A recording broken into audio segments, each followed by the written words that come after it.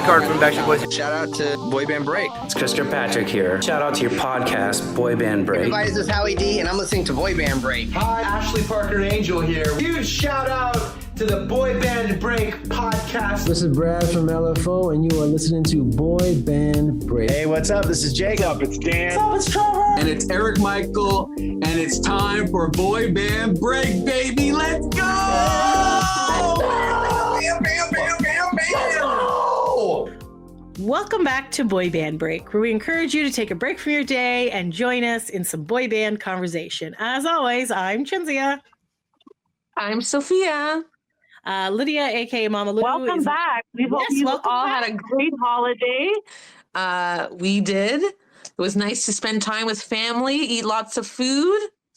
Fun, yep, for sure. Speaking of family, Lydia is better. She is good. The pneumonia has finally passed. It took, I think, yay. She did also miss out on Christmas because of that, but we brought her leftovers. So she's doing better. But at the time we were recording this, she's also doing her VTubing at the same time. So she's not here, but she is alive and well, guys. Yay, good health to her for the year now, right? Yeah. Positive thoughts that's the last of it. So after the gallbladder and the pneumonia and all the other stuff, she's good to go. So hopefully, knock on wood, 2025 is going to be a good year. Also want to do a quick shout out to our tech guy, Kenny. It is his 40th birthday today when this airs. So on Sunday. So happy 40th birthday, Kenny. So wow, there's going to be a few of us turning 40 this year. You and Lydia are both turning 40 as well. So got to start planning. It's going to be fun. Stuff. Yeah, for sure. Fun times ahead. Last month and a half, I guess, of you being 39. So.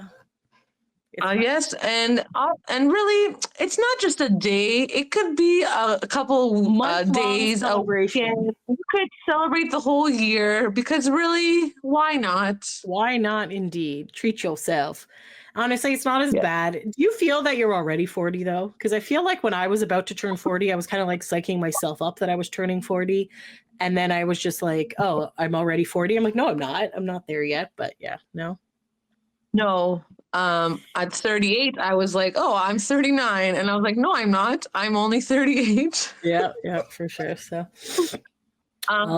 but I guess because, you looked on Instagram, your algorithm now is like all talking about turning 40. And now on Instagram, there's like posts that you see about 40. And I'm like, do they know that I'm turning 40 or I like something? Like, what's going on? Yeah. Let's just say that all of those sites are listening to us because I'll have a conversation with somebody and immediately something will pop up in my ads. And I'm like, oh, really? I don't recall typing this. I remember speaking this to someone. And yet here it is. It is now graced us with their presence. I know. I was just like, maybe I looked up something to do, something fun or like something, what do people do on their 40th, right? Just to get ideas. And then I guess because you do that on your algorithm has all about 40 now, turning 40. I keep getting this one ad and I keep forgetting what the ad is about and I keep watching it and and she's like, are you from the Toronto area and you're turning 40? And I'm like, well, no, not really. I already turned 40. And then she's like, I know exactly what you want to do for your birthday. And we're like, okay. And she's like, in a car, just chit-chatting. And then it cuts to her naked. And I was like, excuse me, what? So apparently you could do a boudoir shoot. Like she's wearing like a sheet, and I was just like, yeah, I'm not buying my. So I've also seen this on Facebook, and I was like, what? I am not doing that. Like I was like, oh, maybe I can do like a photo shoot because a milestone birthday deserves a photo shoot because when are you going to turn 40? Yeah. So I was like, oh, but I wasn't thinking of doing like a naked photo shoot with a sheet. Yeah. Treat yourself. Lydia probably would. Yeah. She does all that type of stuff, but no. Why not? But yeah, I was like, okay, that escalated very quickly. I know, right? Like she's just like, oh, you think she's gonna like show if you're in Toronto? I'm like, oh, she's gonna show us like a cool place to go, like a spa thing or something like that. Like and then it's just like something. Okay, like that's a cool place, like a fun restaurant or something. We're like, oh, what's a fun little thing? Okay, getting naked. Okay, well, like, man, what's moving along. Yes, I did also see this. Yes. Okay, so I'm not crazy. I was like, okay, well, thank you for this suggestion. No, thank you. I was like, I will not do this, but a photo shoot to bring in the new decade would be nice. Mm-hmm. Yeah, there you go. Why not? When I did my 35th birthday, there was that trend where people were doing like baby smash cakes and stuff. So I made myself you did that. What the heck was it? It was a hamburger cake. And I had like all my things. I had like my Five Guys, like fry box and this, like with the peanuts and this, and then the Moscato wine, all that stuff. And I had all that. And then I did like a baby, like smashing cake thing. Yes, I was there. I remember that. Yes. I was on the floor of my kitchen and Pam's like, what the hell are you doing? Because she was taking pictures, but she had not seen the trend. So she thought I was nuts. And then afterwards she's like, oh, this makes more sense now. I'm like, okay. But for my 40th, she probably thought that's whatever she likes. She's just being a weirdo, which is true. So yeah. For my 40th, it was the tail end of the pandemic, and we were allowed to like get back together, kind of. I think we were actually, yeah. So then I just had a backyard party, and I had cotton candy, snow cone, and popcorn. In my backyard, and there was like a lot of shenanigans with children running around. We had like, and then we went to go see O-Town the next day. Yes, that was. It was fun. But, yeah. So now from that, I've been obsessing over snow cone and cotton candy and popcorn machines, and now I have the trifecta, guys. Oh, you got it. Yes, I got the popcorn machine because I got the snow cone. No, I got the cotton candy at the beginning of summer, and then the snow cone like midsummer on the auction sites. I did not pay full price for any of them. Yes, you were looking at the auction sites, and you were upset last time we spoke. I kept I had two popcorn ones, and then they got taken away. So normally, like if you were to buy these, they're about $300 to $400. But on the auction sites, they go for about $100, which is not terrible, but like whatever, not great.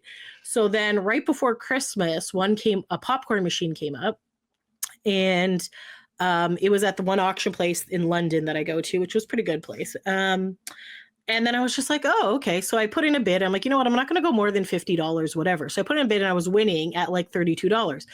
Then I read the description after that, and it said missing parts. And I was like, crap, because like I don't know if like what part, but it didn't say what part is missing. So I was just like, oh my god, like if it's like an important part, like whatever, if it's something for the cart, because it's one of the ones on the cart, I was like, okay, well then I'll just use it on the countertop, whatever, like, but hopefully it's not like a major part. So then on Christmas Eve morning, I got my parents to drive me to London to pick this up, and I also ended up buying some other stuff because I figured I already won that anyways. There was another auction, so I bought a bunch of like Christmas presents for my mom and random shit. Anyway, so I come back and I'm thinking, oh god, like the box looked terrible. Like it was put together with duct tape. It was like falling apart. And I was just like, this does not seem promising. However, the box itself was really fucking heavy, and I was like, okay, so obviously like a major part is in here because it's heavy, but I don't know what. So anyway, so then I ended up like opening it. I think it was on Christmas Day actually, because I didn't have time on Christmas Eve because I was running around with the chicken with my head cut off. And it had, so I'm opening it up, and like the stuff is still in bags and stuff. And there was like a thing that had all like the nuts and screws and stuff. And it was a little bit broken, but those pieces were in there, but everything else was still sealed. And I was like, what? Mm-hmm. So after like opening it up and checking all the pieces, the only thing missing was a measuring cup.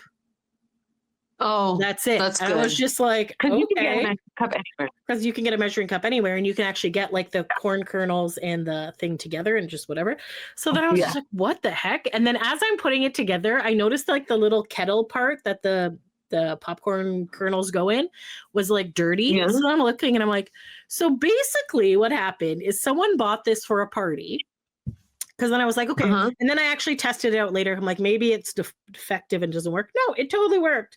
So basically somebody bought it for a party, put it on their countertop, used it, probably used the little scoops, washed it, and then was just going to return it. So then they didn't have to pay the $400 for it, get their money back. Right.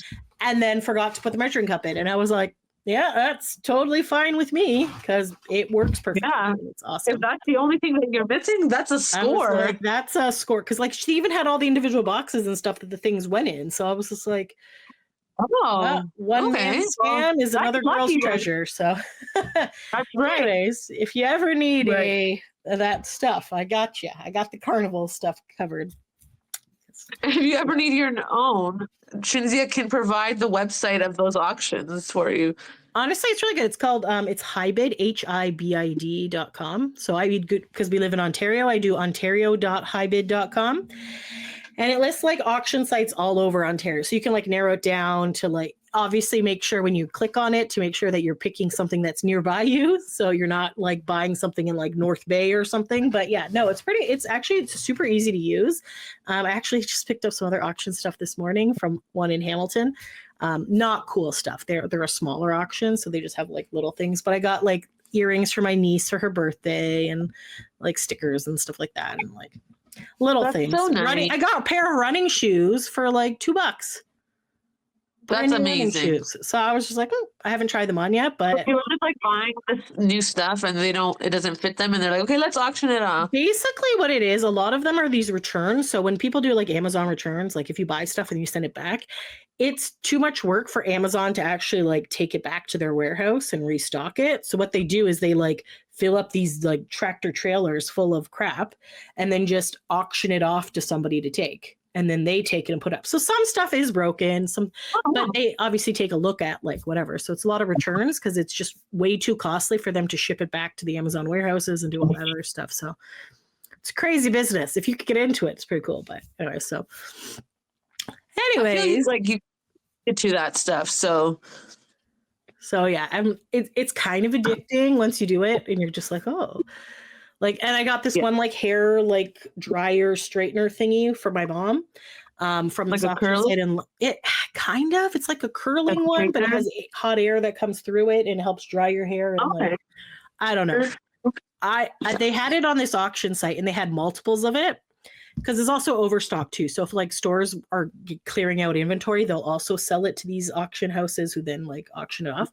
But they fucked up and put the wrong picture on it, but the words were the same as the other ones. When I clicked on it, like it had the wrong picture, but then the additional pictures were the item that it is. So I was like, all right, for $1, let me get it. And like, she loves it. It's great. It works fine. So like, obviously sometimes you might not get something that works, but for the most part they will. And they're like, if you can get it for a fraction of it's cheap, right? I looked it up and this tool is worth like $100. Like on Amazon. So I'm like, if I could get $100, I got like an electric toothbrush flosser thing and it was brand new. Like it was still sealed in the thing for $4 and that goes for like $150 online. So I'm like, that is amazing. Well done. So pretty cool. That has literally nothing to do with this episode though. So that's okay. We're just going on tangents again. Episode, we're about to let you know what's going to happen now. Yes. So a lot of posts have been coming up lately we haven't talked about one of our favorite boy bands in a very long time. I had a dedicated episode to them. So that is the Backstreet Boys. Woo! Backstreet. Anyway, so they have they've randomly started posting stuff around New Year's. We're just like, okay, you've been like basically dead all year. Like they did obviously their Mexico trip and they went to Germany for a festival and they did a couple of things, but they haven't really been doing a lot of stuff. They're not. They feel like they've done quite a lot in the year because they're like, let's do these videos and show our appreciation for all of us fans out there and thank everyone. Hey. Yeah, so they were just thanking us for the great year, and I was just like, what did you do this year? It's always nice to be thanked. Do you have Spotify? I do, yes. Did you get like your Wrapped thing? Yes. And then one of my top bands was Backstreet Boys, so it also had a little thank you video from them. Did you get that too? Yeah. So it was like Nick and Brian, maybe Howie. Yeah. In it was a cute little video. I don't know how to show it, but yeah. They usually do it every year. The artist, if your artist like rap is like top 5, yeah, one will do a video. Last year had Jonas Brothers and Backstreet Boys as well. This year had Backstreet Boys as well. I had NSYNC, but it was that one is Chris Kirkpatrick did it for Aw. anything. Yeah. Sad. I missed a Chris one. Anyways, so I did that. Then around around New Year's, like, oh, Happy New Year. Thank you for keeping it a great year. And now Brian's been like saying, like, oh, 2025, things are going to happen. I'm like, are they, Brian? Are they? Because AJ was saying that shit all summer. You can't hear me? Although, okay, fair to Brian. Brian has been really good when he says things previous years. So I am inclined to believe Brian. If you're going to rank the boys of what they say versus what actually happens, well, obviously have your AJ is the worst. I would say he's bottom for sure. Yeah. Brian, I would say the one of the top ones. Yeah, I would say if Brian or Kevin say something, it's going to happen. Nick is kind of mid-range there. I would say like the middle. Sometimes he's not really, it's wishy-washy. But I would say like if you really want your news, it would go from Brian. Yeah, because I feel like the Kentucky cousins have a little more like... They try to be serious and not give like fans too much hope because... Whereas AJ just is like, blah! Speaking of that, remember September, all this information was going to come and then nothing came. So again, none of us know the behind the scenes stuff.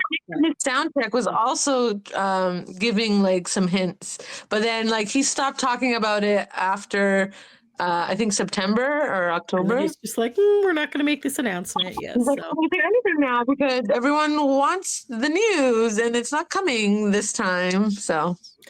Also, I feel like one of AJ's things was going to be this this boy band show that they made for Netflix, but because of Liam Payne was also on it, I don't know if that's ever going to be released. I don't know if they're going to do it or they're not. It was originally supposed to come out in the new year. Because then that would be like trying to make money off of his name. But it wasn't, I don't know. But I do feel bad for all the contestants that went through this show and didn't do anything. Yeah. Anyways, maybe they'll take a little bit more time and maybe eventually they'll play it. I don't know. Because I feel like if I was a fan of Liam, I would want to see things. But I don't know. It could also be too painful. And the show is not about him. You have to be respectful of the family. Yeah, exactly. You don't know. Maybe you have him do that. I don't know. Yeah, because there's all these lawsuits going around and stuff. I don't know if there's. Yeah. Anyway, so that was one of the AJ projects. The other AJ project is this album of AJ's that he's allegedly releasing, and apparently now it is being released in March. Okay. Apparently. I love AJ. I love him so much, right? We have been hearing this since like 2013. We went to what con was it? The one in Chicago. Louisville, Kentucky. Rewind Con. Oh, okay. Fan Expo? Possibly. Something like that. Yeah. And when I went up there, he's like, yes, my album will be coming out in September. And that was 2013.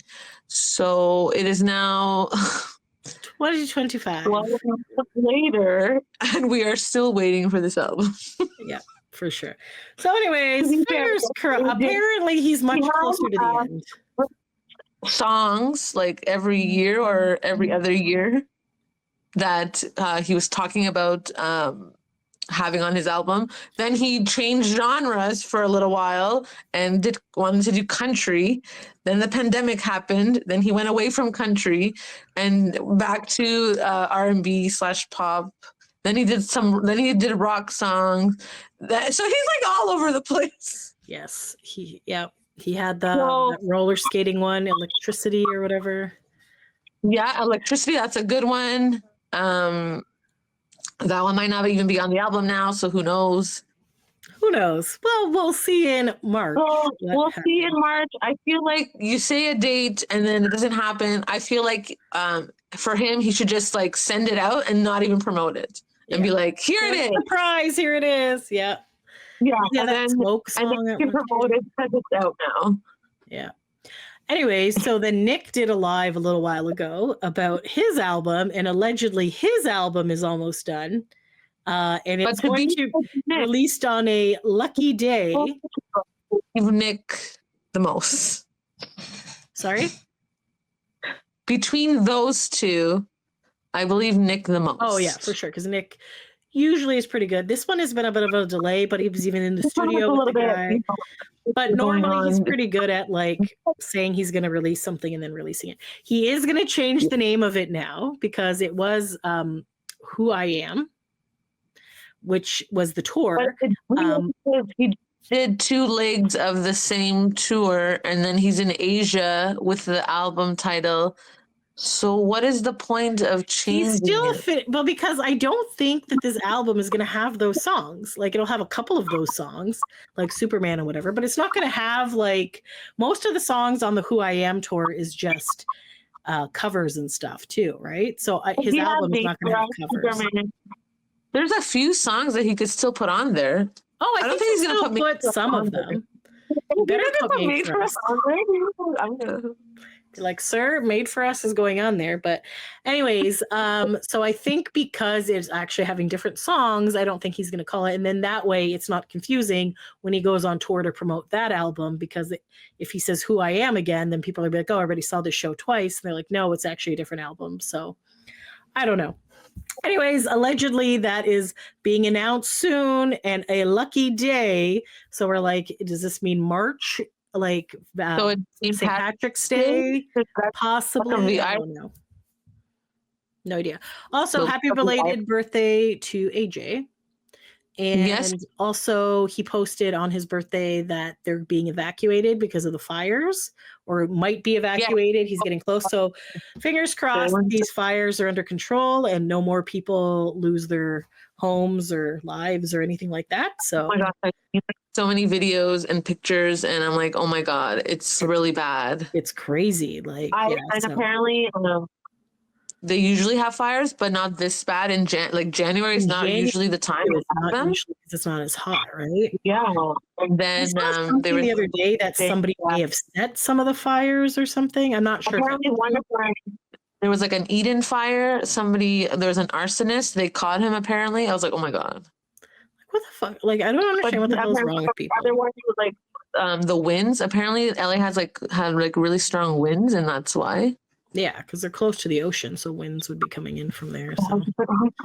Like all the houses are gone. Like people's like livelihoods are gone. I saw like one lady, she's like, this is my house I have been here for 60 years. All my memories crazy. And that's so sad. Like, oh my God.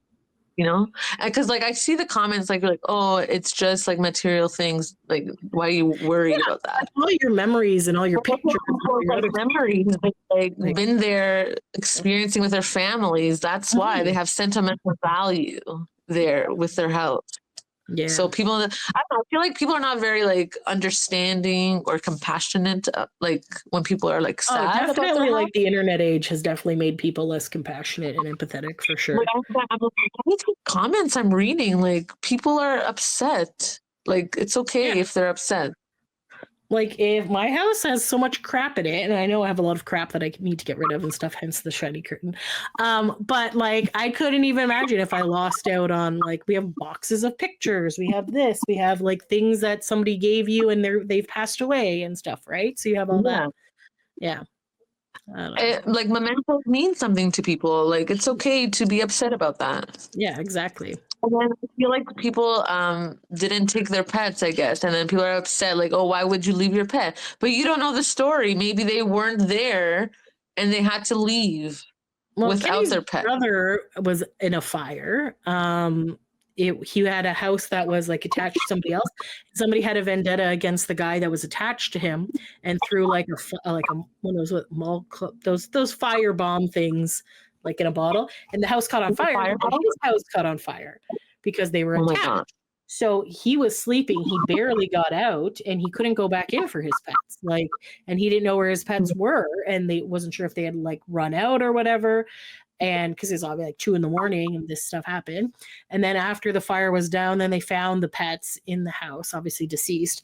They had hidden together under like a bed or something in another room, so they wouldn't. So even if he was looking through a fire, like that stuff goes up really fast. Like you don't have time to go through it. Yeah. And like he was in the hospital for like smoke inhalation. Like he was in like. you know, it's a like split-second decision. Like you don't have time to decide like who, like what are you getting, right? exactly. Hope that all your family and pets come out, but Yeah, like, you know, family is the most important. So hopefully, like your family's safe. exactly. But like, yeah, I don't know. The comments on some of these posts, I'm like, oh my gosh, people are so mean. Because people But yeah, have lost hopefully, somebody. prayers and thoughts to everyone. Hopefully, the fires stop everywhere. Yeah. And it's going to take a long time to get back. But the good thing, if there is a good thing, is everyone coming together in the community at each place, helping each other, bringing food and materials that they need to get back on their feet. So Steve Gutenberg was out there, and people. I'm like that. Yeah. So, yeah, interesting. Okay, so all right. we're gonna move on now to that the we're actual episode. to this episode, we're going to talk about the Backstreet Boys Never Gone album. Okay, so yes, so Sophia is showing you the lovely album. As you know, I love to show and share. I will get our buddy Wikipedia up with our article here. Open our this Never Gone booklet that we have.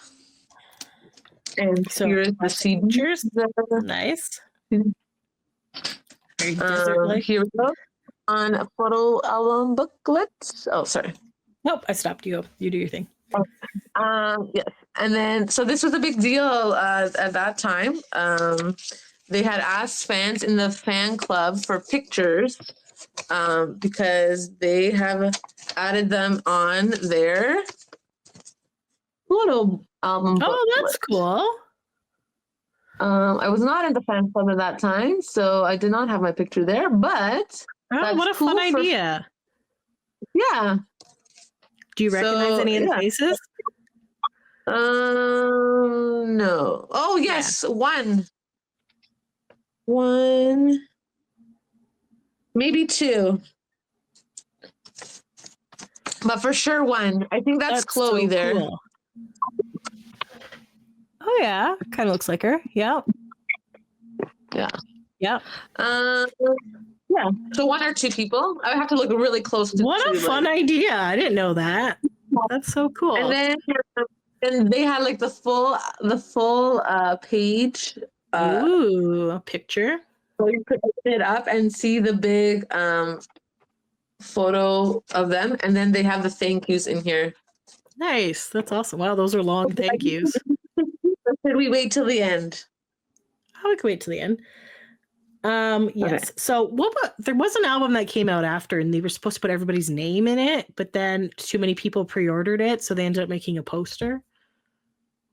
Do you remember that? I think that was NKOTBSB. I think that was NKOTBSB. You're right. That was good. So I'm on that poster. I will say that everyone looked really good during this era. It's a good looking era. Good job, guys. Clean up well. Yes. So this was still when Kevin was in the group still. This was his last album with the group. During this time, like before that time, AJ went to rehab, that kind of thing. Okay. But we will talk about it as we go on. All right. So let's see what our buds on Wikipedia have for us. Can I show the other pictures as well? Sure. Okay. Here we go. There's more pictures. They're sitting at a table, watching TV with snacks. Okay. And then, is it? Or maybe not snacks. There's like a drink, and then Howie's like, he had cards in his hand, and then he like threw them up. But yeah, something's very entertaining on the TV. Yeah, very cute. They're watching you. Sorry? I said they're watching you. You're on the other side of the couch. And then they're playing poker at a table. They have drinks. I wonder who won the poker game. And then there's lots of like fun little pictures at the bottom of them like chatting shots as you do. Yeah, just chilling out, hanging with the bros. Yep. Okay, and then there's like outside. I'm guessing they went on in the desert because there was the incomplete music video had the desert. Yep. I believe that's where they are. Yep. And there's some nice pictures of them in suits. You know, because that's what I want to wear when I go to the desert. Dark black suits. They were in a diner, so they're in the booth, and they all have like pictures of them sitting in the diner booth. Very cool. AJ, Nick and Kevin are there. Yep. AJ, Kevin, and Howie. That's fun. And it's quite the intense little booklet. Yeah, it's a fun one. I feel like you look at the booklet as well before you listen to the music. Yes, I can listen to the music, or even before you're listening to the music, you like to open the booklet and read the thank yous. Look at the pictures that they've provided. See, that's the sad part about music nowadays, where it's just like MP3s, and you're just like, oh well, where's the back stuff? Where's the album? Where's putting this all together? I'm always albums, right? I always want an album because I want to go to the store. Like that's the big thing back in the day, right? Physically have it in your hand. Excited to go buy an album of your favorite band. Mm-hmm. That's true. So even though we can get it from Spotify or iTunes, I like to have the physical album in my hand. Yes, because that's nostalgic. It's nicer that way for sure. Okay. All righty. So let us look at the Wikipedia article for Never Gone. Never Gone. Okay. Okay. So it says Never Gone is the 5th studio album released by American vocal group Backstreet Boys as a follow-up to their 4th studio album, Black and Blue, which came out in 2000. After a short hiatus, Never Gone was originally due for release in 2004, but the release date for the album was pushed to June 14th, 2005 for unknown reasons. Dun, dun, dun. Hold up. Does that make that this album is going to be 20 years this year? I guess we probably could have waited till June to do this episode, but you know what? We're starting the year off with it. Yes. Although, whatever. 20 years, the year of the 20th year. Crazy that it's 20 years and it's their 4th album. That's 5th album. Time, albums or songs, I'm like, oh my God, we're old, man. Remember when this first came out? Man, wow. Yep. Okay, so it says the album differs musically from their previous albums, moving away from teen pop into pop rock tendencies. Unlike previous albums, it featured only live instruments. I don't know what that means. The band's title track mourns the loss of Kevin Richardson's father, Gerald, who is also Brian Littrell's uncle. It sold over 3 million copies worldwide. I didn't know that. The Never Gone tour commenced soon after the album release. On December 20th, 2005, the group released the DVD Never Gone, The Videos, which included behind-the-scenes footage and the music videos for Incomplete, Just Want You to Know, and I Still. The DVD consists of a slideshow with instrumental audio of Just Want You to Know and an interview in Germany regarding their upcoming tour. Did you ever have this DVD thing? Probably not, because at that time I probably didn't find out about that. Okay, fair enough. Okay, singles. The singles released. I was in college during this time, and they were on a break for like a few years.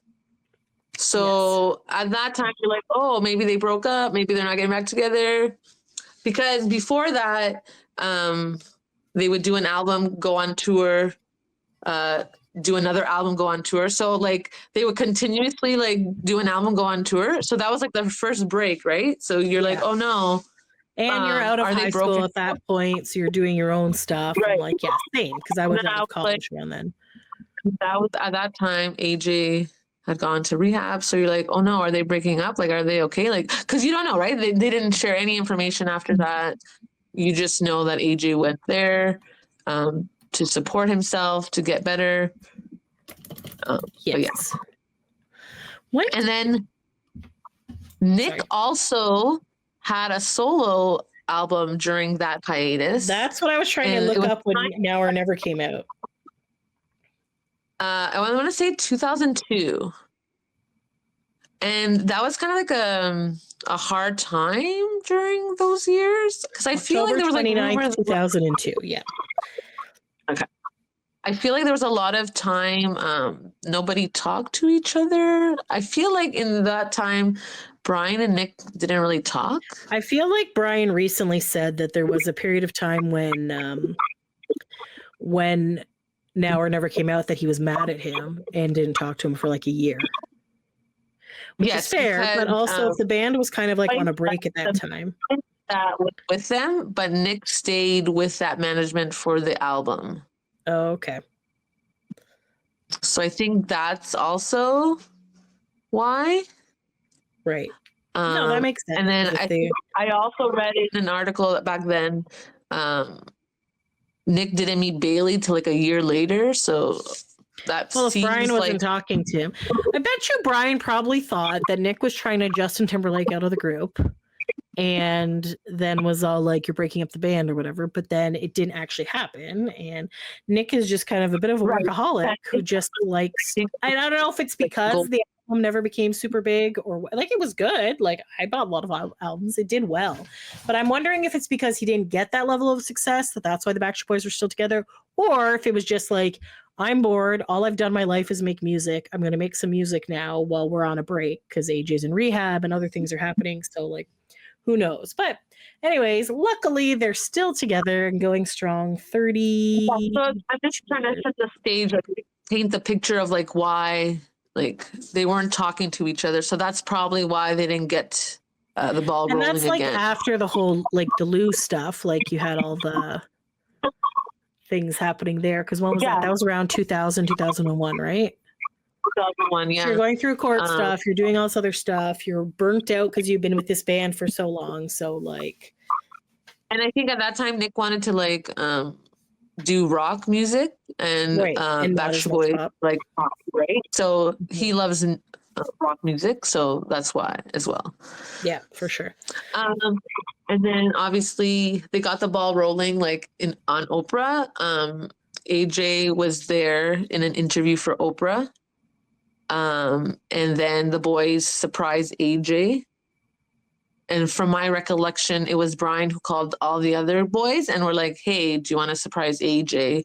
And they were like, yes, we're in. Yeah. So, and then from there, then now they're in person again, then they could start talking about albums and things like that. So. Yeah.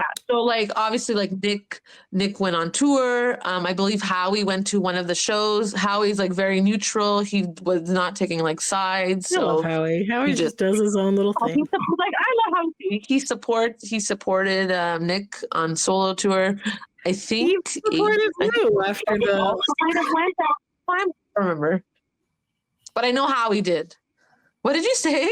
I said he even supported Lou because remember that other documentary and how he was at like Lou's 50th birthday party and was like, what the fuck? We like sued him. Why are you still showing up? Amazing. I guess like when they're sued, whatever, right? Yeah, so those kinds of things happened during that time. And then after that Oprah thing, they mended fences, they continued to bond. And they got the ball rolling. And then at that time, I think even like after Black and Blue, they were thinking of going back into the studio. And I think the album for that one was going to be called like Dirty Little Secret, something like that. I'll keep you my dirty little secret. Sorry, that's not band. And then that's when they're like, okay, Nick wants to go on solo venture. We won't do that album. Because I think at one point they were thinking of just doing it without Nick. So I was like, okay, maybe not do that. Yeah, I don't know. Back then, like so many things, like so many rumors. I was out of the loop at that time. I was more of an NSYNC fan during that time period. So I wasn't religiously following what was going on with the Backstreet Boys. But yes. But yeah, as I said, I was in college. So then I was like, okay, I don't know. Like, are they broken up? So then when it was announced that they were coming out with a new album, I was like, yes. I have to get it. I was so excited. But yeah, and then they recorded like 2 albums. Like they recorded lots of songs during this period. There was a lot of unreleased songs. And I also looked up some of the unreleased songs, and there was like Divine Intervention, Don't Disturb the Groove. Which one is it? Lift Me Up. There's Us, Happily Never After. Like one last. So there's a whole bunch of there's like songs in one time. A whole bunch of like I recorded it on another disc. See, I've never actually listened to any of the unreleased songs, so that might be. So and yeah, there are like some really good songs of like R&B songs on there. And then so once I heard this album, Never Gone, and then I found out that there was unreleased songs, and I was like, oh my gosh, so many songs could have been on this album. Oh, interesting. Okay, so maybe that's why. I think they could have done a double CD if they wanted, but I guess no. I wonder if like the record label and stuff. There's a whole bunch of songs on YouTube. If you look it up, they're all there. But yeah, you just search put in the search engine like unreleased Backstreet Boys songs, and they all pop up. Interesting. Okay, so yeah. But yeah, they could have done so many other songs, but they decided to go the rock route. And it could have been the record label also making them go that route too, right? And that's the problem when you have a creative process. You don't really you have like the 5 band members who all have like input on all the songs. Then you have the record labels. Then you have the other people. Then you have all the other stuff. So yeah, it's interesting that like albums can go in entirely different directions, right? And you have to like make more songs than you're actually going to put on the album. So you kind of like weed out what's good and what's bad. I guess like they got Complete, and Incomplete was like a really powerful ballad song that they're like, okay, we're gonna go in that direction because we finally got like the first single that it could be this song. Yes, it's true. Yeah, Cyril Joe had like their last. Haven't mentioned Cyril Joe in a while. Their last album, they had a bunch of really good songs, but then they had oh my god, what the heck was the name of the song? Completely, which was more of like a poppy song, and their record label's like, you need to release this as your first single, and they're like, but that's not what the rest of the album is like. And they're like, no, like we know. And it was a cute video. It was fun, not just because I was in it, but also it definitely didn't sound like their stuff. So when it came out, everyone's like, oh, they're all pop music now, this is bullshit. So then that album tanked based on their first single because people didn't realize that the rest of the album was their style of music, and this was the only song that really wasn't. And sometimes record labels make good ideas, sometimes they make bad ones. So anyway, moving back on to our buddy Wikipedia here. It's a collaborative effort, but when the record label is like set in their ways, they're like, okay, you can't do nothing about it. They have the final say. The artist does not have the final say. So, okay, so I think that's also why Kevin was like, I'm not inspired anymore. I need to leave the group. So this is the album that made Kevin not inspired, guys. So it says the singles released from Never Gone were Incomplete, Just Want You to Know, Crawling Back to You, and I Still. Following the success of the first single, Incomplete, which peaked at number 13 and spent 20 weeks on the US Billboard Hot 100. See, now 13 is not even top 10, and that's interesting because most of their songs usually go up higher. The second single, Just Want You to Know, performed moderately well, hitting the top 10 in the UK and Spain and reaching top 20 in Italy, Germany, Ireland, and charting inside top 40 and the other charts. Critical response to Never Gone was generally mixed to negative, with most critics enviant about changing the band's traditional pop style to a more mature adult contemporary sound. At Metacritic, which assigns normalized ratings out of 100 to reviews from mainstream critics, the album received an average score of 40 based on 7 reviews. Some look so good. Never Gone debuted at number 3. Used to the Backstreet Boys sound of this is the pop / R&B. Yeah, so this you're like getting away from the sound, but ironically, though, I don't actually think it's that much of a different sound, or maybe because we've been listening to this song for 20 years. I was like, sounds bad, but people are just used to having pop songs from Backstreet Boys, and then they didn't like the rock sound. Yeah. I don't know, I guess. So they debuted at number 1 on the US Billboard 200, selling 93,000 copies in the first week of release, which is definitely down from the million that they got for Millennium. The band, that time now, iTunes was a big deal, and iTunes was huge deal back then, right? I believe so. But yeah, I think that's buy on iTunes. This is the band's 5th consecutive top 10 album on the chart, following Hits Chapter 1 in 2001.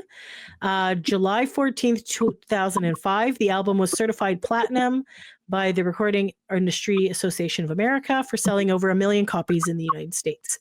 In Japan, it was the second biggest Western album in 2005 and sold more than 750,000 copies by January 2006, certified gold and platinum in 11 different countries, and it sold over 3 million copies worldwide.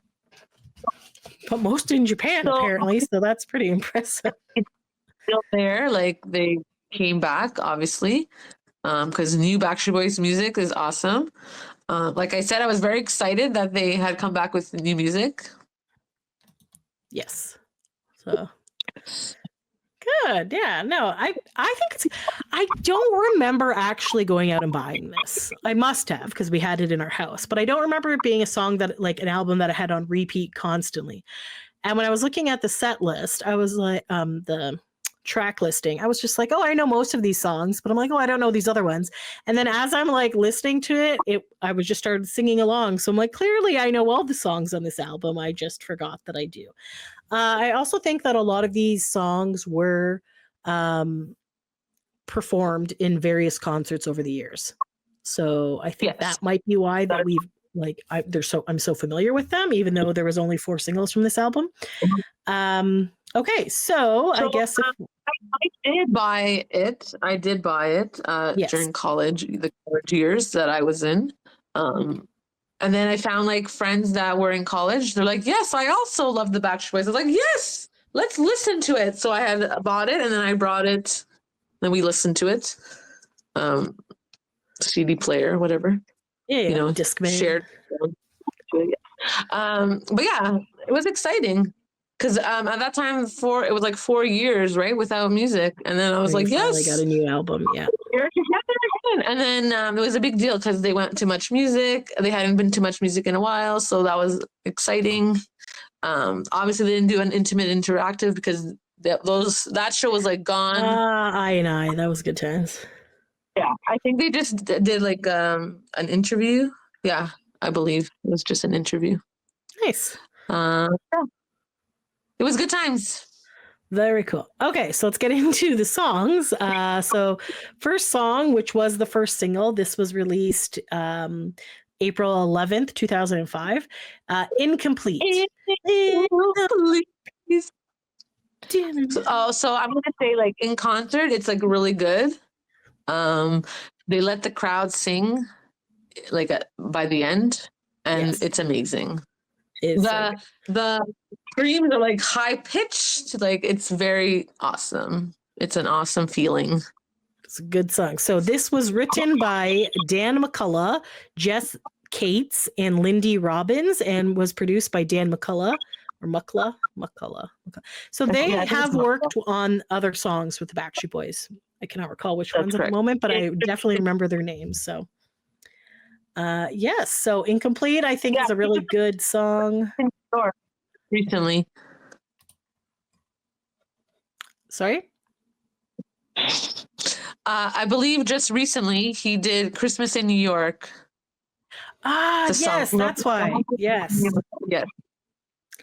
So the beginning of this song bothers me because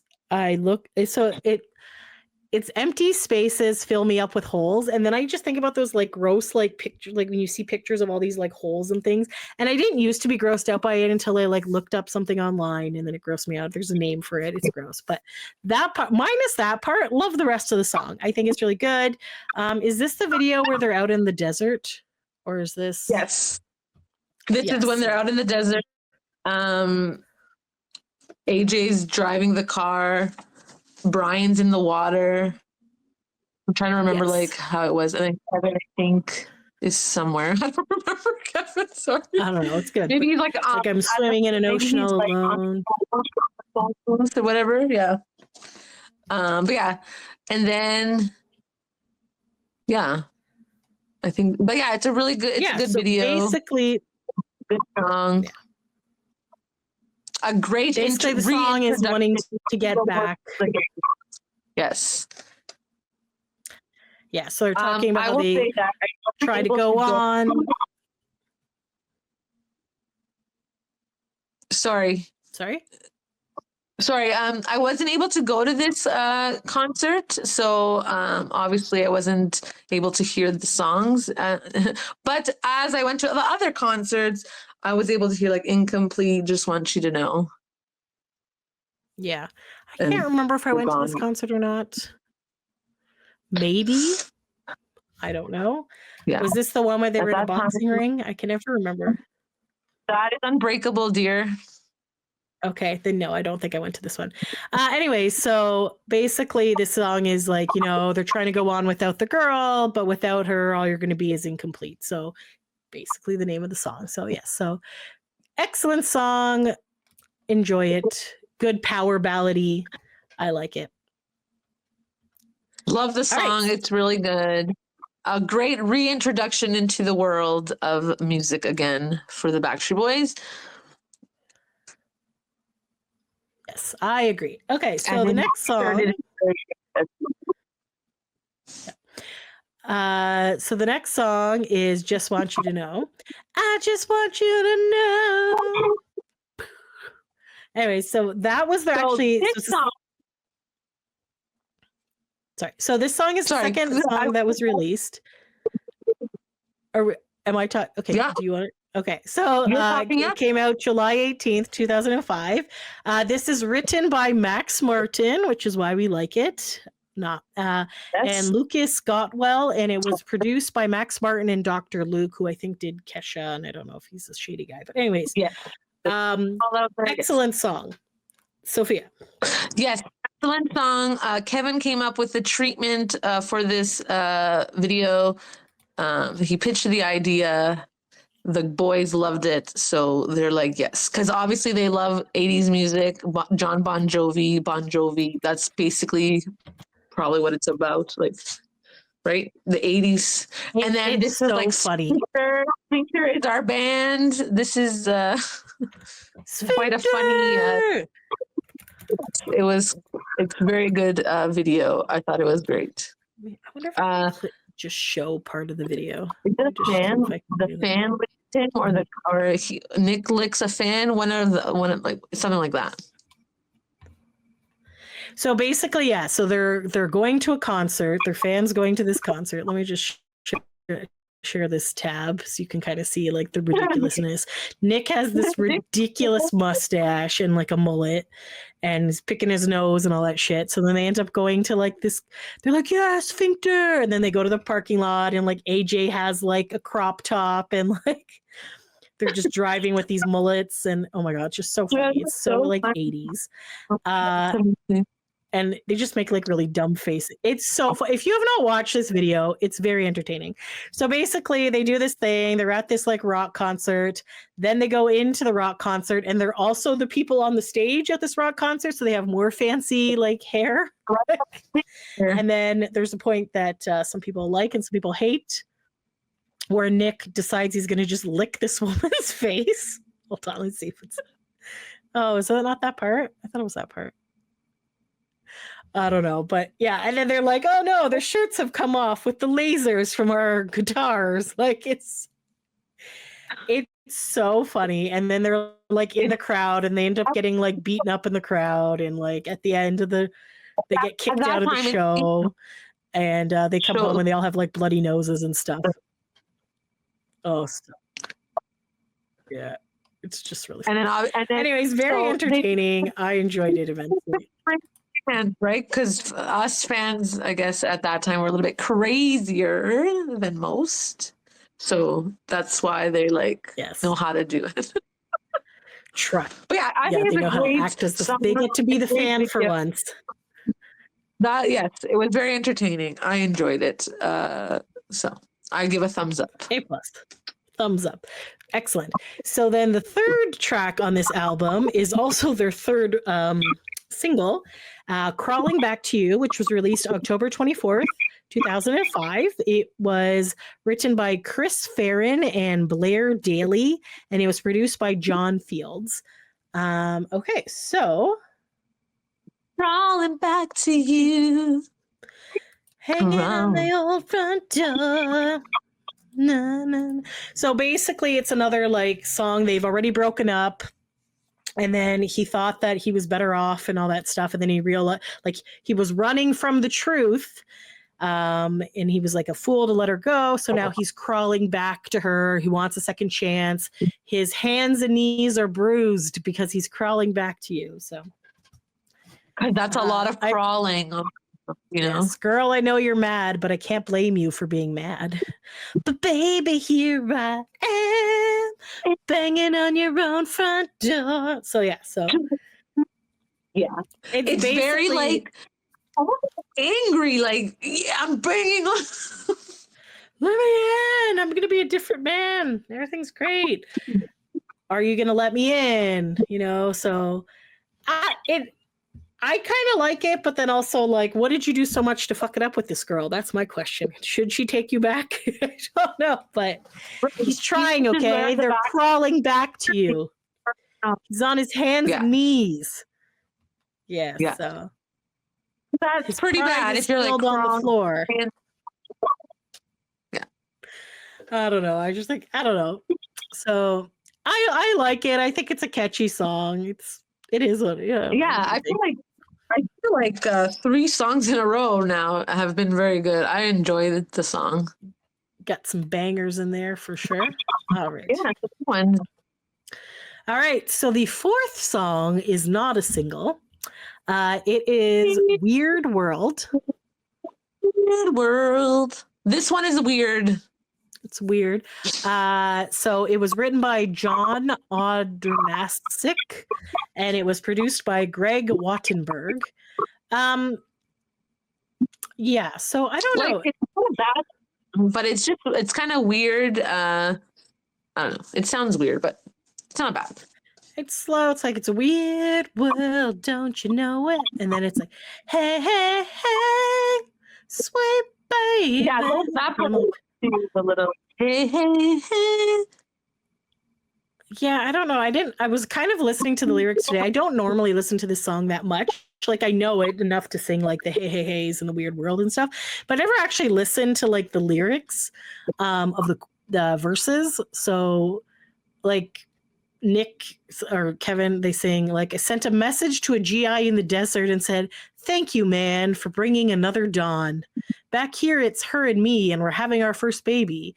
He's out there taking them on. So I'm like, okay. So I guess the song is about how... I don't know. I just, like, it's not a bad song, but I just find it really weird. I don't know what the song is about. I guess it's just saying that people are doing things all over the world. That's why it's a weird world. Because people are just doing... I don't know. It's a weird world, man. It's fun. I feel like there should be more examples of how it's a weird world, but I don't know. It's just, it's an okay song. I don't mind the song. It's just not one of my favorites. Yeah, I don't mind the song either. It's almost like In a World Like This, but In a World Like This is a little bit better. You know what? Because they show like what's going on in a world like this, right? They show like each decade of what's happening in the world. Yeah. I guess that could be a similar one, you know? Yeah, it's true. Okay, so song number 5 was their 4th and final single from this album, I Still. It was released November 25th, 2005. Written by Max Martin and Rami, and produced by Max Martin and Rami. Woo! I think this is why we also like this song, because it's Max Martin. I Still, the video is, I think the video is pretty good as well. Everyone looks really good in the music video of I Still. I can't remember what video that was. Like a bus stop area. I think Kevin is the one that threw the glass in the bar. I'm trying to remember. Sorry, I'm just pulling it up on the other Scream. And then hold on. Brian's walking on the streets, I believe. Or maybe that's Nick. So this is the streets of New York. Yeah. That's Brian. Yep. That's his weird hair. And then Nick is sitting at a bus stop, crying at a bus stop. They're singing in an alleyway. Yes. With some red lights behind them. Oh, I guess that's the world passing them by. Kevin's crying at a bar. Yes. AJ has a hat. Howie's confused getting out of a cab. They look very like upset that they're all alone. Yes. So they still love then they're and then yes, they still care about you, okay? We like you can like correlate that with fans still love you and still care about you. We're still here after all these years. Yeah. So it's that kind of meaning as well. I still care about you. Na na na na. Yeah, I like it. I think it's a good song. I like it too. It's a good song. I feel like everyone looked really good in this music video. 2 thumbs up. And Max, you can't go wrong with Max. I feel like Max Martin is like he has hits for everyone. Hits for everyone. Okay, so number 6 on the album is Poster Girl. It's written by Billy Mann, Ramus Bachny, Renee Tromborg. It was produced by Billy Mann in Superflies. I don't know why I said like that loud, Poster Girl, but I really like this song. It's fun. Poster Girl. It sounds really good in it too. So, fun fact about my stupidity here. We used to have a group chat with a friend of ours, and she named the group chat BSB Poster Girls or something. And I thought that she had named it. It was just called Poster Girls. I can't remember what it was called. Yeah. Poster Girls. So this chat was called Poster Girls, and I thought it was because we would always make posters at concerts and like hold them up all the time, and that was like our shtick. That was our funny little thing. And it wasn't until like much later that somebody said something, or I can't even remember how, or the song came up, and I was like, oh my god, is that why she called us the Poster Girls? Because there's a Poster Girls song. I was like, I'm such an idiot. But I could see why you went there as well. Because we always have posters. Which is probably part of the reason why she called the group chat that, but it was just like, I'm such an idiot. Yes. I think it was a combination of the song and the posters that we had at the concerts. So there you go. But I just thought that was really funny because I was like, God, I'm so stupid. But yes, this is actually, I feel like this is kind of a good like New Year's Eve, like uplifting kind of song, because basically it's like, so she's like the right now poster girl. So it's like, what good is tomorrow without a guarantee? Life, the consequences of your actions are really just a game. So life is a chain reaction taking you day by day. She says nothing's forever in this crazy world. So I'm falling in love with the right now poster girl. So it's kind of like talking about just like living in the moment. Stop worrying about the future. You don't know what's going to happen in the future, but like just, you know, taking it day by day and just like being more spontaneous. And like, you know, that's how I interpret it. I also agree with that. That's a good interpretation. I really like the song. It's fun. It's fun. It's catchy. Nothing's forever in this crazy world. You know, just keep like, you know what? It's true. Why are you stressing about shit so far in advance? Just like take it day by day. Like I am more of a spontaneous person. My other bestie is not. And he's like, well, why would you just suddenly do that? I'm like, because I decided I'm driving by this person and I want to go hang out or I want to do this. Like, and he's like, well, you didn't tell me. Like, I'm like, just live your day, man. Just like, be up for anything. Like people, they're like, hey, Chinzia, do you want to go on a road trip to wherever? And I'm like, sure, bud, let's go. Like, oh, I really want I want to go for lunch. Like Lydia, she's like, hey, I want to go for dinner in the States at Olive Garden. It's only an hour away. Sure, let's go. Fuck, here's my passport. Let's take off. Like, you know, I feel like you got to live your life a little more exciting and not be like so like regimented all the time. Like, I know some people really enjoy being regimented and organized and whatever, and they don't like to like, but if some like, maybe it's because I have a little bit of ADHD, I don't know, but if someone says to me, hey, you want to go pick up some popcorn at, yeah, sure, bud, let's go do it. Like, like it's just fun to do things and get out there. So the flow is going with the flow is good times. You never know what's going to happen. It's good to have like a routine, but also being spontaneous. I think a balance is good. Yes, I think a good balance. Yeah, for sure. For sure. So, okay. So the next song is Lose It All. Do you remember the song? That was, I'm trying to remember if I know it. I'll look at the lyrics in a second. Written by Wally Gaggle, Shelley Pekin, and Alexander Berry. And it was produced by John Fields. Why do I not remember the song? I do, because I was listening to the album this morning and sang along to all the things. So obviously I know the song. No, I said, I don't know people. You said it a few times, their names, and I'm like, I have no idea who they are. But yeah, I know the song. So nothing left. Would take them. Go ahead. Sorry, I know I'm just like, my mind is going blank on the tune here. And if I lose it all, there's nothing left to lose, I would take the fall, because knowing you were out there breathing, it's so wonderful. Yeah. Okay, I don't know. Feel free to sing it, because I cannot, my brain. You got it. This is more of a slow one, right?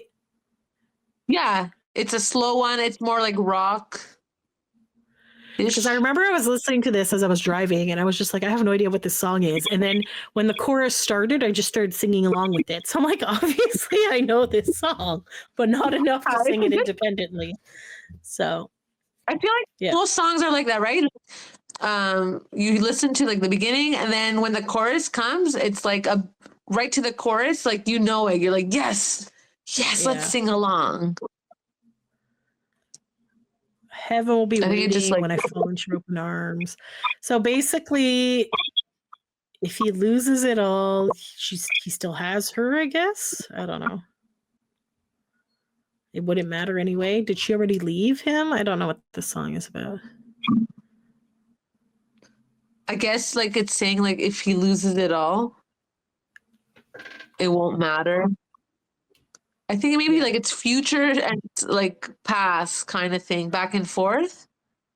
If I remember correctly. As you are, time has a way. If my heart should shatter watching you, that'd be one less thing I'd have to prove. Okay, I don't know.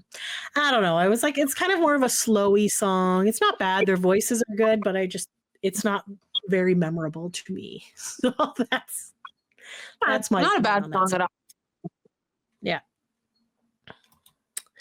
Okay, so next up, number 8 is Climbing the Walls, written by Max Martin and Lucas Gottwald, produced by Max Martin and Dr. Luke.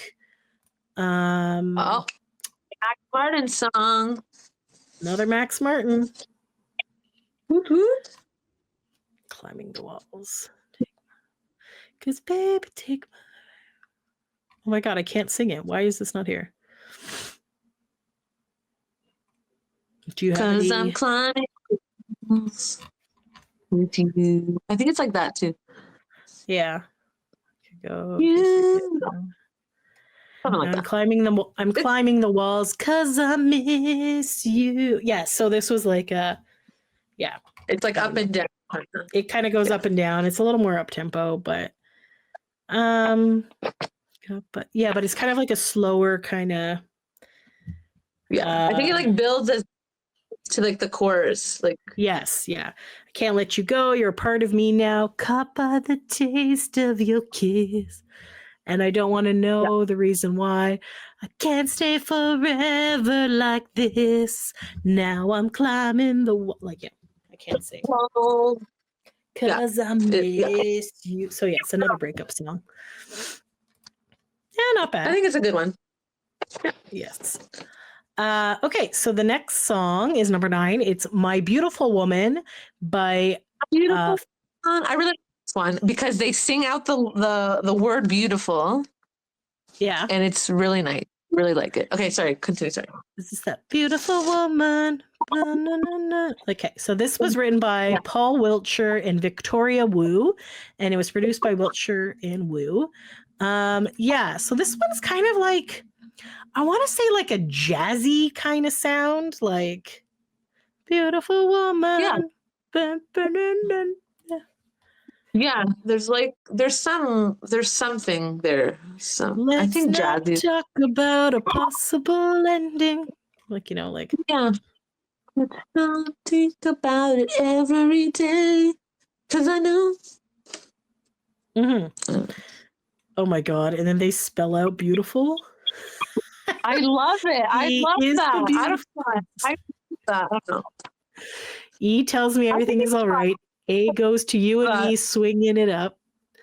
T is for two. I want you. You got me acting like a fool. Oh my god, it's funny. That's why they're singing it out, right? Woo! Mm-hmm. I like this one. Mm-hmm. It's an interesting beat. It's kind of like a fun song. I feel like it's a little bit different than their other songs. Yeah. Yeah. I feel like it's nice. It's a good place to put it in the album tracking list. It's a fun little tempo and stuff. Yeah, for sure. All right. Number 10. It's like power ballad. Again, a power ballad. And then you're moving to like a fun one with My Beautiful that's true. Woman. That's good. Kind of just like breaks it up a little bit. The musicality, if you will. That's right. Okay. So yeah, so it's definitely like a little bit different. I think it's cool to have like a little bit different because not all the songs need to like match perfectly and stuff. Right. Okay, so I feel like same song and you're like, oh, these sound so similar. Like, what's the point of this? Why is it so similar? But you're breaking it up, then you're like, yes, it's fun again. Woo! It's fun, kind of upbeaty, like, ooh, don't leave me, baby, you're beautiful. Yes. Okay, so song number 10 is Safest Place to Hide. It is written by Tom Leonard and Robin Lerner, and it was produced by John Shanks. You're my safest place to hide. This is a good ballad song. Their voices are beautiful. I really enjoy the song. It's a nice song. Yeah, it has a good vocal harmony on this one. It flows very nicely. Yeah, so it's like, it's basically you see colors no one else can see. Every breath you hear a symphony. You understand me like nobody else can. So like it's like somebody that they're very close to and it's their safest place to hide. When the world gets too crazy and there's nowhere left to go, I know you give me sanctuary. You're the only truth I know. You're the road back home. So it's like that your person, right? The person that has your back at all times and is your safest place to hide. So yeah. And as a fan, if you want to like correlate to the fan, it's basically they are our safe place, basically, because if you're feeling down, listen to their music to uplift you. So they're their safest place to hide, basically. So I think it helps the fans as well. I think so. Yeah, that's great. That's a really good analogy. I like that. Very nice. Okay, so number 11 is the controversial. But date is coming up. So the number 11 song is Siberia, written by Max Martin and Rami and Alexandra Taluma, produced by Christian Nielsen and Johan Borson. So yes, my heart spent time in Siberia.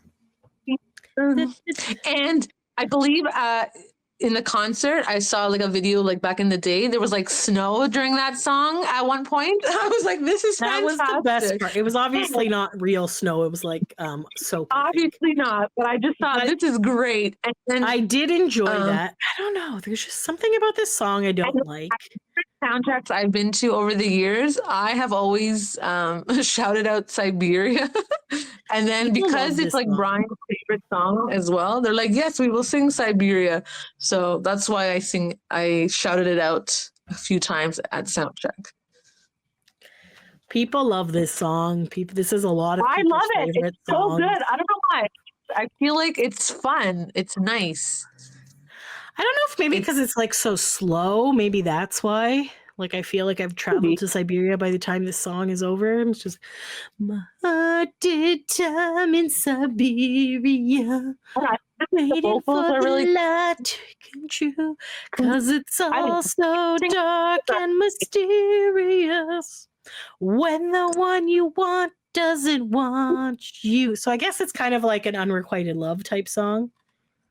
Yeah. Yeah. So you're like, you're still there in my dreams, but you're like, nah, peace. So like she left him, but his heart is broken and now it's frozen. He's a frozen heart in time in Siberia. Yes, so there you go. It's dark and mysterious. It's not a bad song. Like it sounds, I just don't like it. But will I sing along to it in concert? Yes, I do. So it's there. It's a thing. Whatever. It's a song. So okay. So the last track on the album is the title track, Never Gone.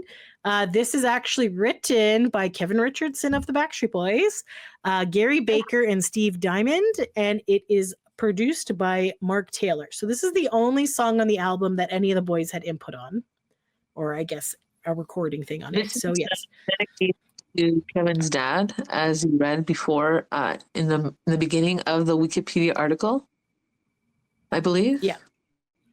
Yes. Yeah. And then on here, on genius.com, it says Never Gone is a song about loss and grief, but is also about how your loved ones always stay with you in spirit. Kevin, who co-wrote the song for his father, who lost his battle to cancer in 1991, said it's the track he feels most personally connected to. AJ also has strong feelings about this record as he lost both of his grandparents from his mother's side over the course of 5 years before the album's release. So okay, so it is a song about, obviously, it's a never being gone. Song, but never gone, never far, never in my heart. Never in your heart is where you are. Spirit. Mm-hmm. Yeah, so it's like you're always close every day, every step along the way. Even though for now we've got to say goodbye, I know you'll be forever in my life. And it has like a good like sound to it. Na, na, na, na, na, na, na, na. Yeah, so so it's basically your loved ones are still with you even after they're gone, and they're never really gone because they're with you. Yes. So, there always will be in your heart. Yes. I like it. it. So yeah, I like it. I think it's a good song. I think so. Mm-hmm. Kim, I did a good job. So I did not listen to the bonus tracks. I don't know these ones. I don't know if you know them. I'll just say them and you can let me. So I know you can't really see. It's kind of small. But so apparently the tour edition had bonus tracks. So Song for the Unloved. Do you know that song? Yes, I know that one. That is... that was like an unreleased song kind of thing because it wasn't on the earlier. Right? So yeah, Song for the Love. Yep, I know that one. Okay, so that was written by whoever Man is, I can't remember. Billy Mann and Christopher Rojas, and it was produced by Billy Mann. The other bonus track is Rush Over Me. Yep, I know that one. So this one actually had the boys involved. An unreleased song as well, another unreleased song. That was written by Harvey Mason Jr., Damon Thomas, Howie DeRoe, AJ McClain, Nick Carter, Kevin Richardson, and Brian Littrell. So all 5 of them wrote that. And it was produced by the Underdogs. Do you remember anything about that song or no? I believe it's like, you are rush over me, something like that. Okay. I cannot recall, but I do know the song. And the song title is very familiar. So I feel like those are like 2 of the unreleased songs because they were never released. But here it's an album. Well, apparently it's a bonus track on some album. I don't know which one. And then the last bonus track is called Moving On. Have you heard that one? Yes. I believe that is a slow song as well. Okay, so that was written by Howie D, Wade Robson, and Nate Butler. Ooh. And it was produced by David Thomas, and Mark Kibble. So yeah, Wade Robson was their choreographer, and Wade Robson. Yeah, so I guess this is when Howie started writing a bunch of songs. So yeah, interesting. So Yes. Well, it would come in handy because as Kevin leaves, they are writing the songs on Unbreakable album. Yes. So there you go. There you go. So yeah, pretty good album. Yeah, See how high I like it got the album. on the Canadian Billboard charts. It peaked at number 2. Hit number That's 1 pretty in good. German and Greek.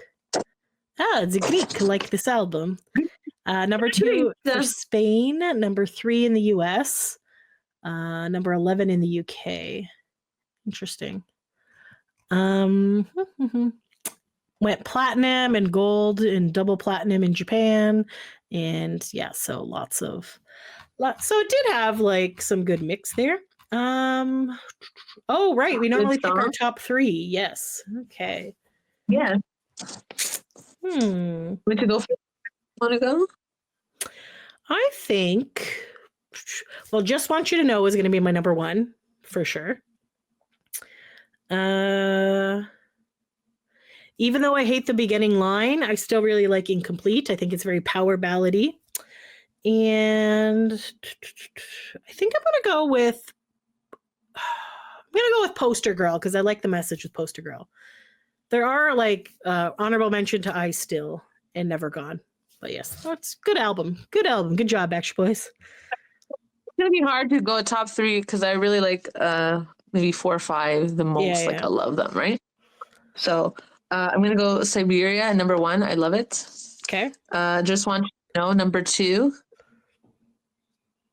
Honestly, I feel like the video really like propelled it up higher for sure. It makes it fun. And then Incomplete, number 3. Yep. I honorable mention to I Still and Climbing the Walls and Never Gone. As you can see, half the album. Top 6 out of 12. Yes. So I don't know. I like some songs more than others, but I feel like this album is pretty good. Now, it's a pretty good album. Should I see like a few thank yous? Let's do the smaller ones. So I'll do Nick and Brian because they're shorter paragraphs. As you can see, Kevin's is like really long. Oh Jesus. AJ's is long. Oh my God. And Howie's is long.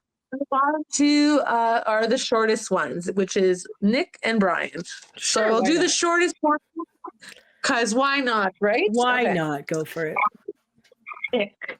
Here we go again. This is my chance to think, diss, or even be philosophical in a tactical manner. Well, I guess I'll start with the diss, meaning distance to me. It's been a while, I guess, and if you're reading this, this means we're finally back. All 5 reunited, and it's oh so beautiful. Pause. Okay. He wrote pause on here. Things have changed, though, and in my opinion, they've never been better. Kevin would disagree. I did. I'm just kidding. Oh man. The question is, why are we back? Well, it's because of you. See, because of us. I find that each time they make an album, they always thank the fans. See? They are appreciative of the fans. That's because true. In the beginning, we were talking about how they thanked us for being supportive. In this album as well, they're thanking us again. See? Yes. As it's very consistent, their love for us fans. See? Mwah. Yep. Mwah. I don't know why I did that, but I don't know. But when we were away doing our own thing, it was you, the father of a new child, that stopped me at the gas station and asked me when we were coming back. It was you, the young student who told me our music helped you get through your grandmother's death, which is true. A lot of the music helped us get through hard times. And you, the hardcore fan who just couldn't wait, so you jammed the Live Daily site with posts. As you know, back in the day, the Live Daily site had a forum. The sub forum had like Christina Aguilera, Britney Spears, Backstreet Boys, Big Deal forum. He mentions Live Daily in his thank you? Yeah, because he would go on there a lot. Okay, well, there you go. He could see like what people were writing, So then the big thing was like, Nick, can you see us? That's why in one video, I think on Unbreakable, they're like, let them see you. We exist, because they're like, where have you been? We haven't seen you in so long. As like a joke. Yeah. What else? Okay. Yeah. You, all of you, we love you, period. And we thank you for everything you've blessed us with. Hopefully through our music, we can repay the favor. I also want to thank Kenneth Creer for sticking through the hard times. Man, let me tell you what, when all else failed, you were there. Love you, man. Drew Phillips, Marcus Is he like Johnson. a manager? I can't remember who he was. Yeah, he was the manager of the solo album as well. Okay. Yep. Yeah. He is also in the lawsuit of, we don't say the name of. Okay, and then here are the bodyguards he's thanking. Drew Phillips, Marcus Johnson, Q, Dave O'Connor, I don't know who that one is. I think that's from the label. Barry Weiss, take a Xanax. We love you though. Oh my God. So I guess Barry Weiss was like, woo! Stressed out a lot from having to deal with the guys and their fans, probably. Take a Xanax, probably. He's like, and then he wrote, we love you though. Janet Kleinbaum, Joe Riccatelli, JR, Lee Ann Collins, Jeff Dunn, everyone who's been involved business-wise in our lives. Thank you.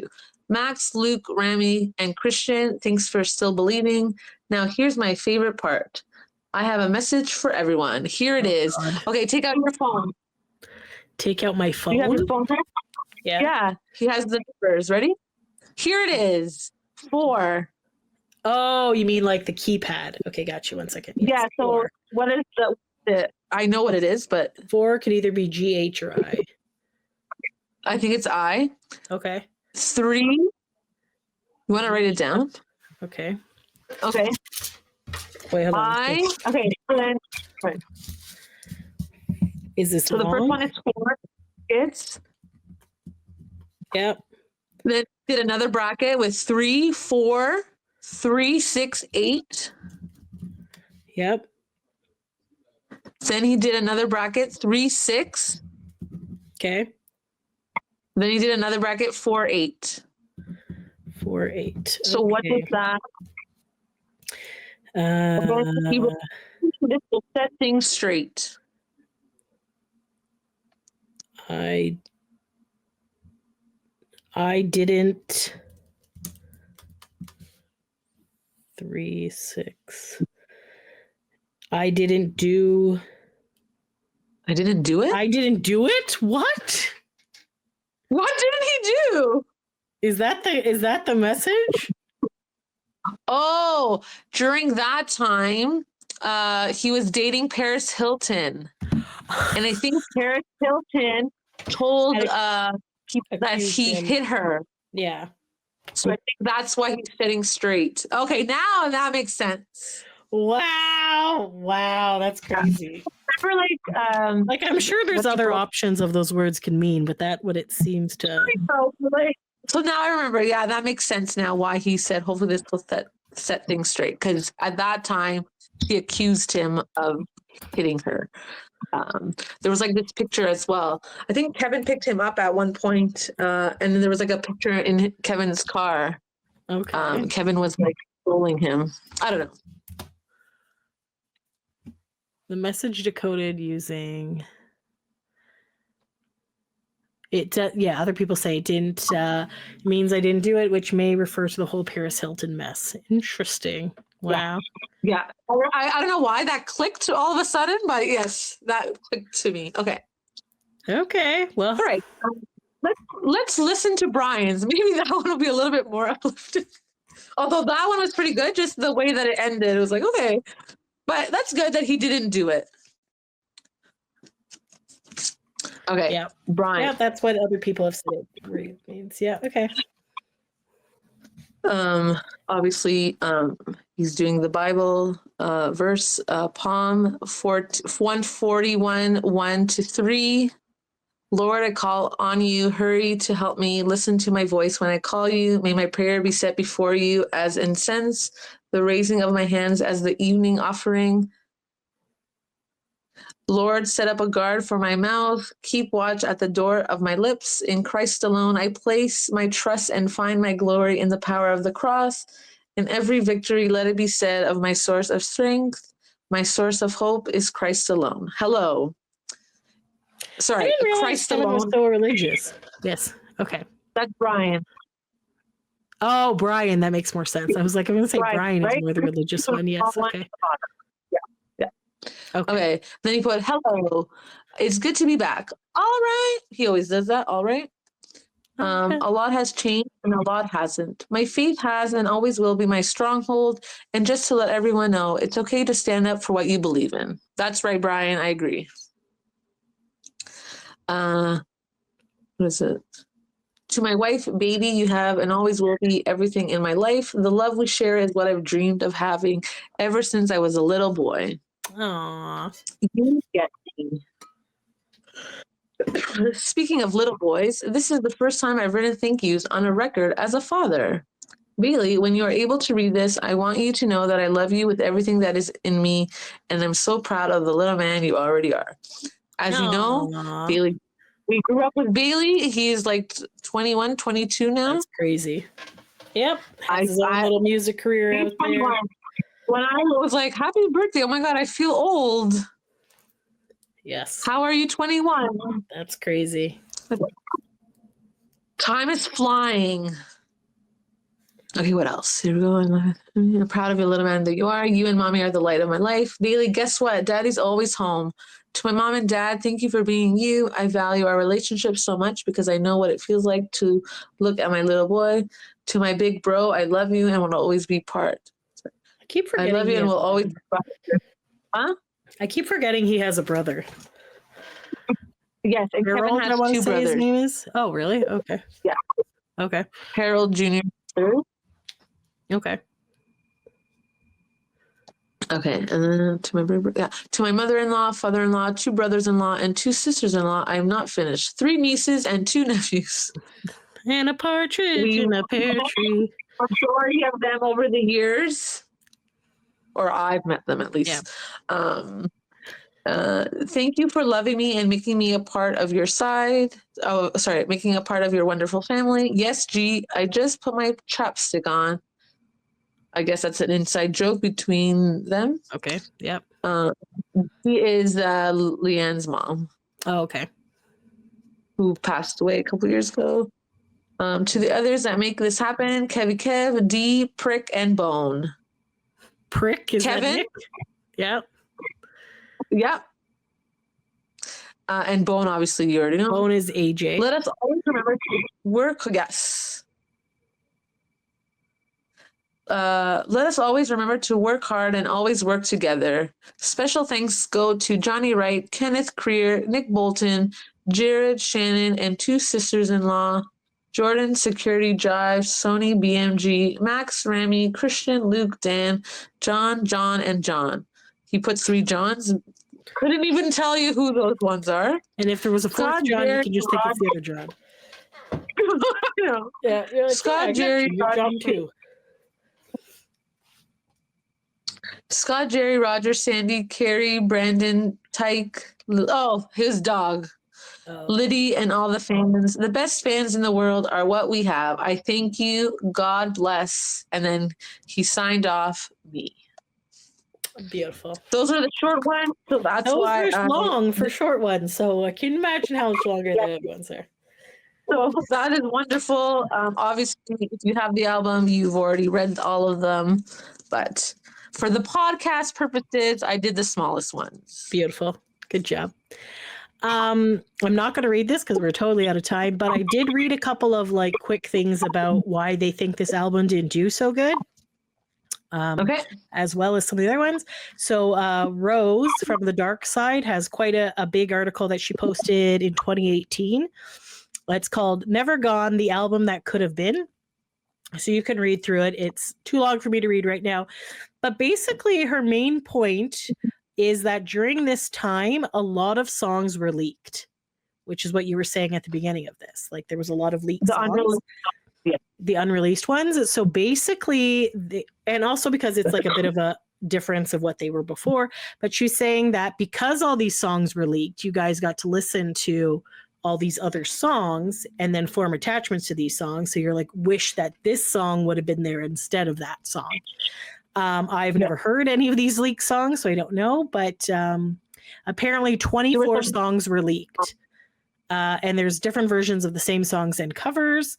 And that a lot of the songs were opposite from the direction that the album ended up taking. So yes, if you want to go check that out, go check it out on the dark side. Yes, but yeah, anyways, she said there's like some songs she would skip over and things. But then she was also kind of comparing like, I wish this song came out instead of this song, which I've just lost my spot in this. Yeah, I don't know. So yeah, so that's interesting. That's an interesting thing for the hardcore fans, because maybe you get to like really enjoy like a lot of these songs, and they're like, just kidding, none of those songs are making the album, and then that's frustrating because you like want to hear these songs, right? So I think because that's why they like when they get leaked, like that's why people like don't share them, because then they're not going to put it on the album. But no one listens, right? They just right, exactly. And I think, and a lot of times when the songs are leaked, it's not really like. Yeah, for here. Oh, here's what she said. She's like, even many years later, I listened to Lose It All and wonder why Song for the Unloved didn't make it. Do you know that song, Song for the Unloved? Yeah. That's good. Crawling Back to You, and I think Tell Me should have made it. So like. So the Song for the Unloved, you had said that it was a bonus track from. Oh, that was the bonus one, right? Yeah. So yeah, I don't know. So maybe sometimes it's, I guess, best not to know. So like not to have the songs leaked, so you don't know what you're missing out on. I don't really know. Right. But then later they were like, yes, we were going to we should release all these unreleased songs. I'm like, dude, you know how many songs they are? They're like so many songs that you unreleased. And like a lot of them forget the songs that they have released. So how are they going to remember the songs that they never released? And just like logistically wise, it costs a lot to do that because you got to pay the producers and the writers and get the rights for the songs and all that stuff. So it's way too expensive to do that. So it's easier for them to just start again and make new albums, right? So anyways. And then a couple of years ago, they were going to re-release some of the like an acoustic album. They were going to do an acoustic album of but they didn't do that either.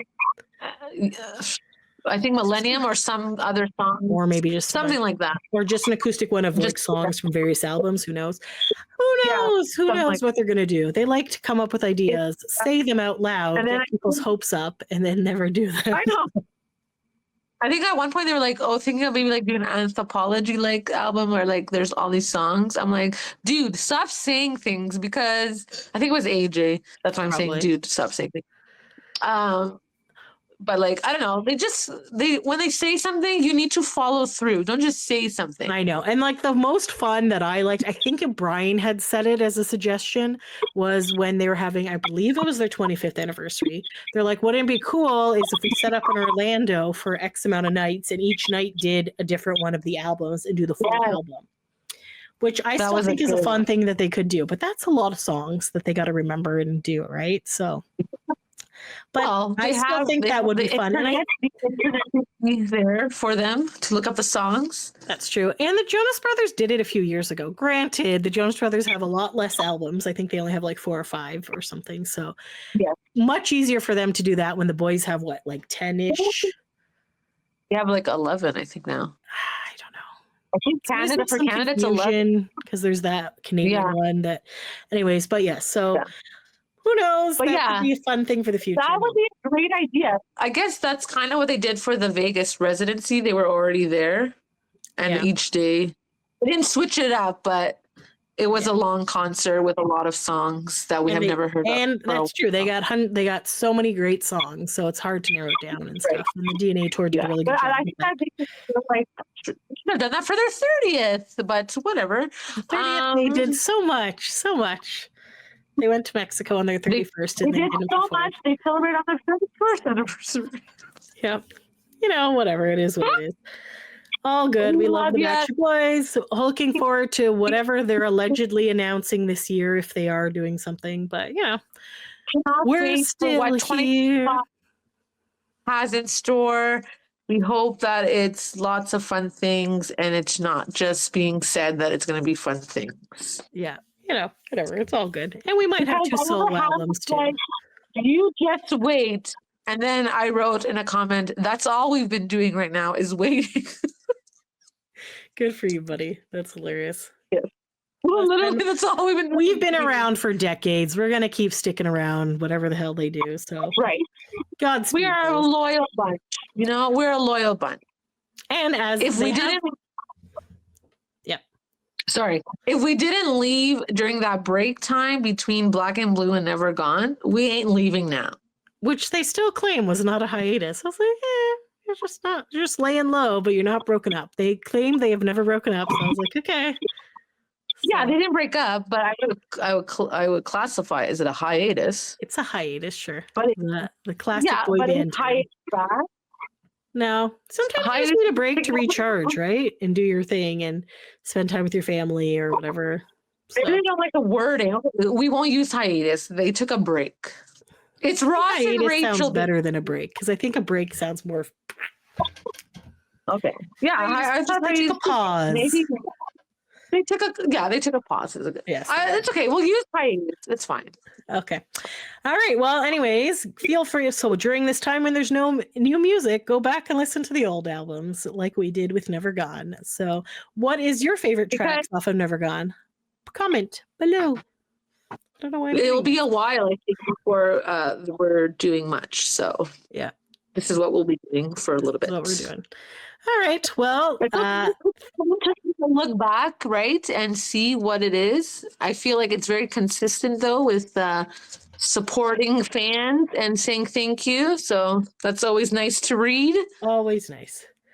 And if anyone has a suggestion of any other boy band songs that we have not, albums that we have not reviewed yet, feel free to comment and we'll go take a look and see if we can do that. So yes. So thanks for taking a break with us, guys.